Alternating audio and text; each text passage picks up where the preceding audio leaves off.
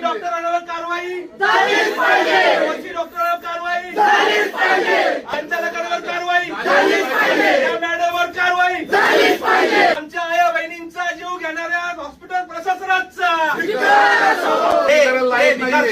तुला 3:30 वाजता कायदा दिसला नाही का? तुला सांगितलं ना शासनाने पहिला उपचार कर, तुला पैसे भेटतील. बरोबर का चुकीचं आहे? मग तू काय केलं? पैसे भरा म्हटला त्या डॉक्टरला हाताशी धरून आणि मग तू बाकीच्या गोष्टी केल्या की नाही? मुश्किला काळीमा फासण्यासारखी गोष्ट सूर्य हॉस्पिटल या ठिकाणी झाली. मित्रांनो, सांगतो की तुम्हाला सहकारनगर परिसरामध्ये राहणाऱ्या शिंदेताई यांना काल रात्री त्रास होत होता, तर कुटुंबाने त्यांना सूर्य हॉस्पिटल या ठिकाणी ऍडमिट करण्याकरता घेऊन गेले. रात्री 3:30-4 वाजता हॉस्पिटलला गेल्यानंतरून संबंधित हॉस्पिटलमध्ये गेल्यानंतर त्यांना कॅज्युअलिटी वॉर्डात नेल्यानंतर डॉक्टरांनी तपासणी केली. प्राथमिक तपासणी करता आयसीयूला भरती करू असं सांगितलं. कुटुंबाला सांगितलं की तुम्ही तात्काळ 40,000 रुपये भरा. पती रिक्षा चालक 40,000 रुपये एकत्र लगेच कुठनं आणणार?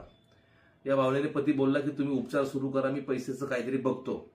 पण 1 तास उलटून गेला, 1.25 तास झाला, पण कुटुंबाने पैसे आणेपर्यंत त्या महिलेला काय उपचार मिळाला नाही.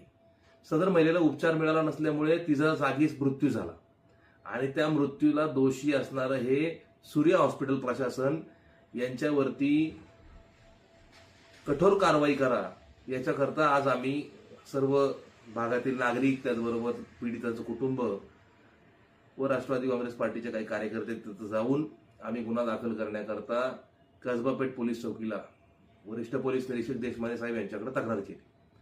हे करताना अक्षरशः कुटुंबाला आंदोलन करावं लागलं तिथं.